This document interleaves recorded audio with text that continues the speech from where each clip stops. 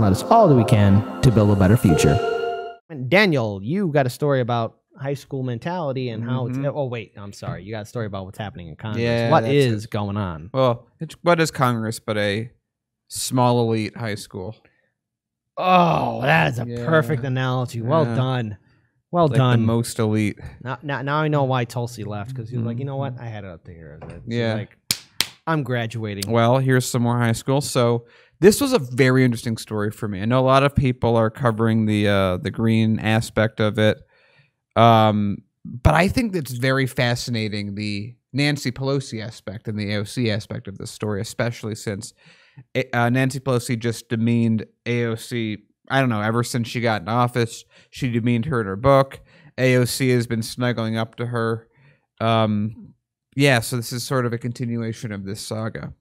So House Speaker Nancy Pelosi said that the GOP rep Mallory Taylor Greene should be investigated by the House Ethics Committee for aggressive questioning and pursuing Democratic rep Alexandria Ocasio-Cortez in the Capitol on Wednesday. So she's actually given her defense, which is, that says a lot about the behind-the-scenes relationships they got going.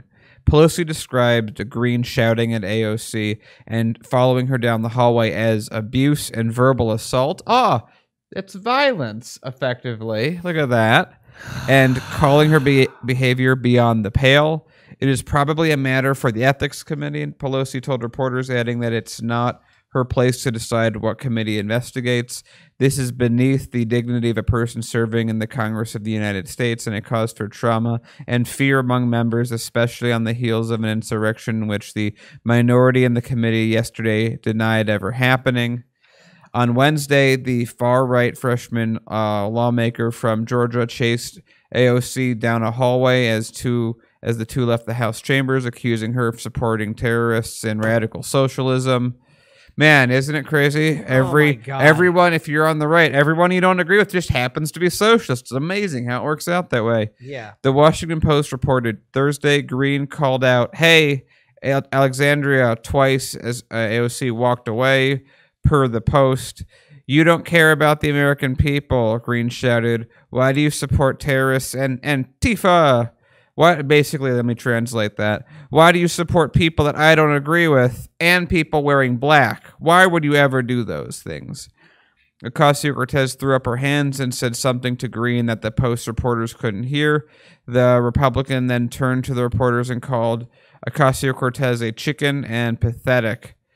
So this is an interesting situation. So again, there's plenty of time. This is going to keep going.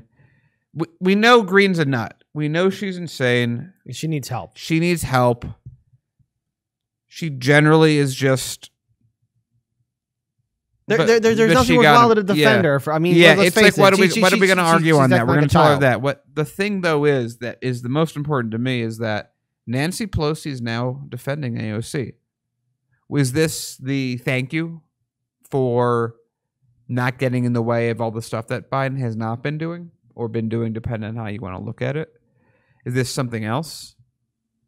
Seems like we should know a little bit more about how that changed, because, man, if AOC wants to hold the title of, oh, I'm progressive and I'm doing all these things, probably don't want to be best friends with Nancy Pelosi. All right, so look, to our audience, here's a little democracy. I know it's a foreign concept here in the United States because we don't have it. It never existed in the first place. I know. That's going to upset a lot of people. Vote blue and Republican voters. I don't care. Here's the thing. To our audience, type 1 if you still have respect for our lawmakers in Congress and the Senate. Type 1 if you still respect them. Type 2 if you think it's long overdue that we overhaul this system and that their trust has to be earned by us again. Let's see what happens in the polling. So be sure to type in the comment section below how you really feel about our current Congress members. Type 1 if you trust them. Type 2 if you demand them to re-earn your trust. What we're seeing here is high school mentality. Now, first, in AOC's defense, putting up with Marjorie Taylor Greene, again, there is something wrong with Marjorie Taylor Greene. Look, we are going to be critical of AOC when she doesn't follow through, but on this thing, AOC doesn't need to go through this.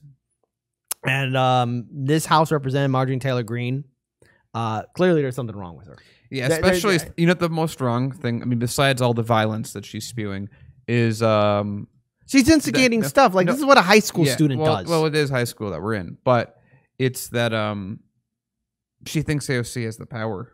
Yeah, that's the dumbest thing too. And because here's the thing. Oh, AOC, I don't put any bills together. I don't get them to pass. I just vote with the Democratic line. I have all the power. Yeah, and here's the thing too. And this is something like a lot of I've noticed it was the House freshman Republicans. They think that, this is how the whole thing works. Don't they realize that Chucky Boy Schumer, Turtle Boy Mitch, Lindsey Graham Cracker, Nancy, and all the other establishment Republican and Democratic leaders are all friends with each other? Don't they get that? And that the same people that donate to Republican fundraisers also donate to Democratic fundraisers. It's one big club, Marjorie Taylor Greene. Did you not get the memo?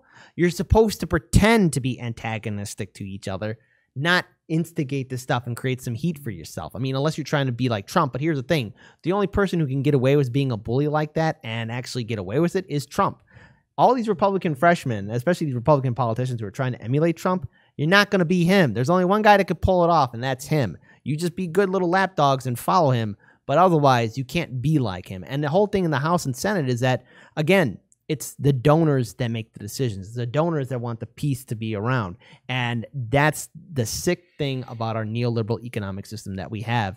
And so it's AOC right now. I mean, look, I'm sorry she has to put up with that, but this shouldn't be happening at all. I would expect higher standards from our elected officials. But chances are, like, we're only just scratching the surface of just how stupid and childish our lawmakers are. Right now, we're dealing with a pandemic. 30 to 40 million Americans are at risk of being evicted from their homes. We have crumbling infrastructure. We don't have Medicare for all. We don't have medical debt forgiveness. We don't have student debt forgiveness. We don't have affordable college. We have money to bail out the banks. We have endless money for regime change wars, money for the prison industrial complex. Yeah. But yet, high school mentality in Congress. As a kid, I remember growing up, just how we were always told that our leaders knew what they were doing, that this is a serious place. Yeah. It's never been like that at all. George Carlin was right. It's one big club. And thank God I ain't in it.